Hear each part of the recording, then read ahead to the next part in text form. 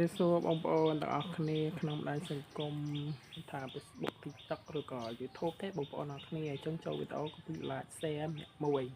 ដើម្បីទទួលបានវីដេអូថ្មីមុនគេបងប្អូនអរគ្នាឥឡូវខ្ញុំមកស្រស់អញ្ចឹងណា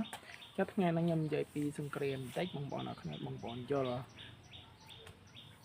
អ្នកគឺស្លាប់ទៅគឺប្រជាជនស្លុតត្រង់ម្នាក់បងប្អូនហើយស្លាប់ឡើងពាក់កណ្ដាលប្រទេសបងប្អូនគិតមើលនៅប្រទេសគេបងប្អូនគឺអាត្លង់ហើយអាមេរិកបានចូលរួមជាមួយនឹងអ៊ីស្រាអែលវាយអាត្លង់អ្នកគឺស្លាប់គឺជាជនស្លុតត្រង់ហើយអ្នកខ្លះគេចង់បានទឹកដីគេតើនៅលើភពផែនដីនេះតើនៅយើងចង់បានលុបលុនប៉ុន្មានទៀតបងប្អូនគាត់យល់មើលអ្នកខ្លះ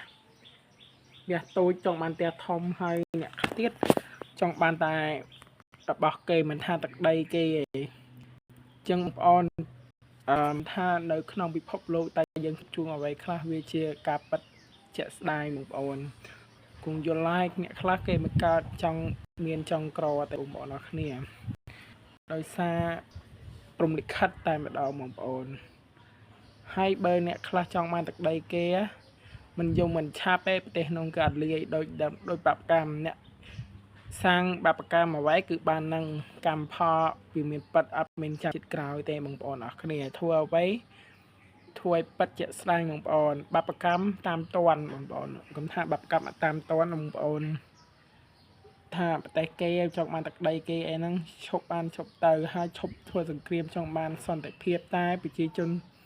នៅអាត្លង់គឺអត់មានសន្តិភាពទេឥឡូវសង្គ្រាមលោកចាប់ដើមលោកលើកទី3នៅក្នុងឆ្នាំ2020នឹងឯងអញ្ចឹងសូមមេត្តាកុំបង្កើតផ្ទុះសង្គ្រាមអាវុធអីខ្ញុំខ្លាចមែនតើបងប្អូនតាបាញ់តមួយគឺខ្ទេចហ្មងប្រទេសយើងតូចទៀតគឺផឹងគឺខ្ទេចតែម្ដងអានឹងមីស៊ីលអានឹងបាច់តែមួយសេតគឺងាប់ទាំងអស់បងប្អូននេះអានឹងបងប្អូនឃើញយន្តហោះនោះគឺយន្តហោះបំបាំងកាយបងប្អូនអរគ្នាអួយយ៉ាក់សាច់ចាវីដេអូខ្ញុំដល់ទីបញ្ចប់ហើយអរគុណបងប្អូនអរគ្នាការសម្រាប់តាមដានវីដេអូមួយនេះ